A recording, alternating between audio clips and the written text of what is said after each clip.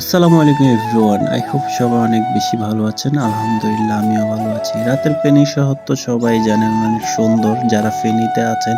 আর ফেনীর বাইরে অনেকেই জানে যে ফেনী শহর রাতে অনেক সুন্দর একটা ভিউ পাওয়া যায়। অনেকেই বাইরে থেকে আসে ফেনী শহর দেখার জন্য।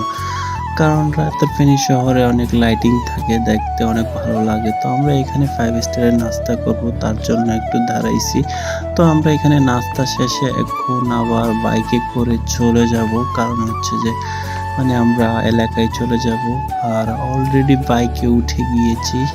রাতের ফেনী শহরে রাস্তাটা খুবই ভালো লাগে আমার কাছে। আর যে লাইটিং গুলা ছিল বেশিরভাগই বাত্তিগুলা এখন নষ্ট হয়ে যাচ্ছে, আর এগুলা মেরামত হচ্ছে না। কেন করছে না কে জানি। ওই জন্য সৌন্দর্যটা একটু কমে গেছে আমি মনে করি। আর এই হচ্ছে যে আমাদের ফেনী টাং রোড যেটাকে বলা হয়, এটা হচ্ছে যে খেজুর চত্বর। তার আগে যেটা ছিল সেটা হচ্ছে যে দয়াল চত্বর। এ আর কি। আর লাইটিং গুলা খুবই অসাধারণ লাগে আমাদের ফেনী শহরে। বলে বোঝাতে পারবো না। রাতে অনেক আলো থাকে, আলোতে ভালোই লাগে দেখতে। তো সবাই ভালো থাকেন। আল্লাহ হাফেজ। নেক্সট ভিডিওতে আবারও দেখা হবে।